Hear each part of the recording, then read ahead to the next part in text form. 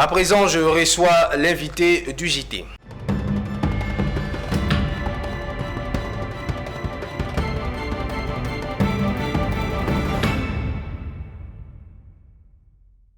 Le retrait du Burkina Faso, du Mali et du Niger de la CEDEAO prend effet à compter de ce 29 janvier 2025 après plus d'une année de fortes tensions diplomatiques.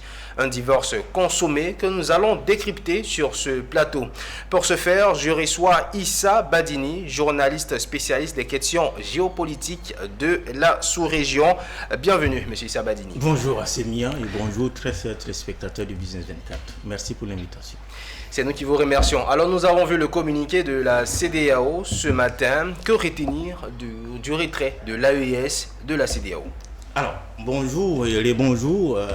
La CEDEAO et l'AES, c'est fini, c'est acté.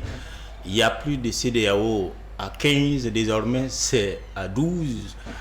Alors, l'autre chose, je me dirais que c'est aussi une CEDEAO qui a imposé son agenda.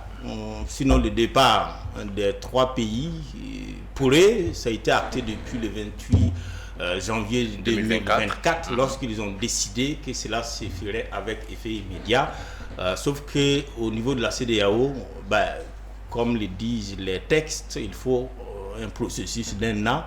Alors, si c'est acté aujourd'hui, ça veut dire que quelque part la CEDEAO a tenu ce qu'on respecte cet agenda-là et c'est fait. Et si vous avez remarqué, dans les trois pays et principalement au Burkina Faso où la tension est encore plus élevée, le 28, avant-hier, il y avait des manifestations un peu partout, des soutiens ou des sorties ou des célébrations d'un an du départ de cette organisation. Mais bon, bref, qu'est-ce qu'il faut retenir? Il faut retenir que c'est un échec pour la sous-région qui, il y a à peu près 50 ans bientôt, ils sont partis pour regrouper l'ensemble des 16 pays de la CEDEAO. Et géographiquement, je vais dire, et par la suite, il y a eu la Mauritanie qui est partie, bien même qu'elle soit, si elle a pris le chemin inverse pour revenir à la maison. Aujourd'hui, c'est les trois autres pays membres fondateurs de cet ensemble-là qui s'en vont. Pour moi, c'est un échec de part et d'autre.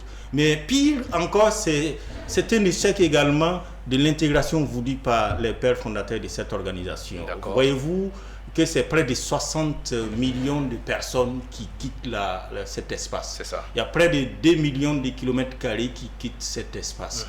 Économiquement, politiquement, socialement, il y aura des conséquences de part et d'autre. Et le plus grand perdant, ce sont les citoyens de ces différents peuples-là. Alors justement, votre réaction sur, on va dire, la sortie de ce communiqué de la CEDEAO qui tout de même laisse les portes ouvertes à l'AES? Alors, je crois bien que moi, personnellement, je ne suis pas surpris parce que depuis un an, la CEDEAO n'a fait que tenir des propos qui encouragent le retour, le dialogue, pour qu'il n'y ait pas une fraction de cette organisation. Donc, cette sortie qui d'abord prend acte du départ, puisqu'il fallait un an, les un an sont arrivés, l'organisation a respecté cela. Mais à côté de cela, l'organisation tient à accepter à partir d'aujourd'hui et jusqu'à, comme le dit le texte, jusqu'à nouvel ordre, tous les documents d'état civil. Par exemple, le passeport CEDEAO, désormais, jusqu'à nouvel ordre, comme ça a été dit, est maintenu. Toutes les populations, tous les citoyens ressortissants de ces trois pays qui disposent de ces documents, en principe, ne devaient même pas exister, mais la CEDEAO dit, écoute, on va toujours continuer. La libre circulation des biens et des personnes, la CEDEAO la maintient. La libre création également d'entreprises, qui est vraiment propre à cette communauté, la maintient. Pour moi, c'est une réaction de sagesse. C'est une réaction qui donne une lueur d'espoir quant à l'avenir qu'on espère tous pour l'Afrique de l'Ouest et surtout cette organisation qui, ma foi, ne devait pas se retrouver dans cette situation de tumulte aujourd'hui. Alors, vous l'avez si bien signifié, c'est une réaction de sagesse, mais quels pourraient être à l'avenir des scénarios possibles des deux côtés, côté CEDEAO et côté AES? Alors, des deux côtés, plusieurs scénarios pourraient être envisagés, mais peut-être plusieurs scénarios, mais des scénarios qu'on pourrait peut-être qualifier de moins bons. Parce qu'il n'y a pas de bon scénario quand il y a un divorce. Le mieux, c'est qu'il n'y ait pas de divorce.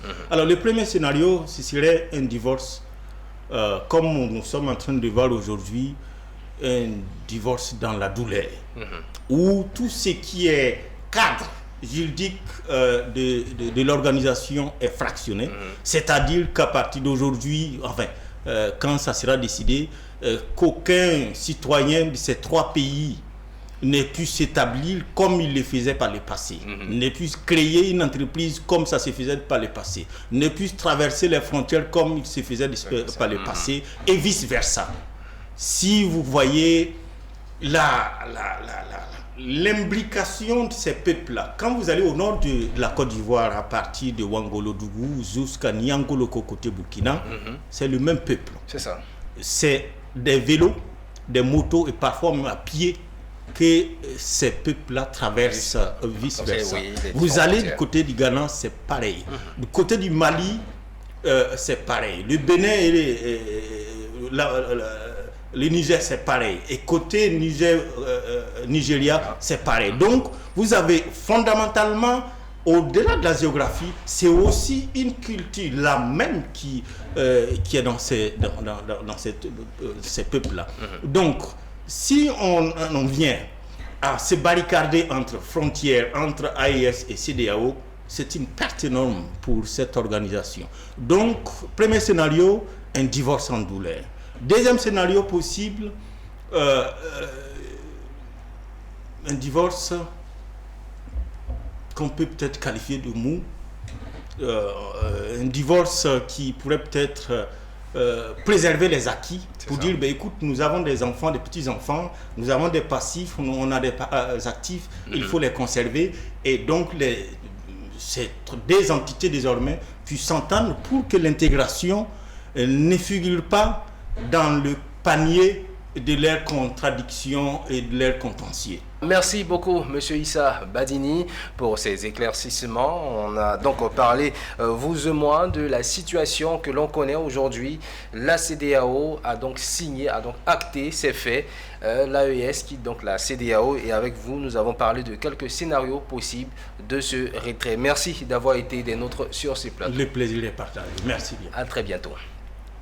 Autre information, 1925-2025, il y a 100 ans que naissait le temple des béatitudes du plateau. Pour marquer d'une pierre blanche ce centenaire, un culte spécial a été célébré récemment au sein du temple.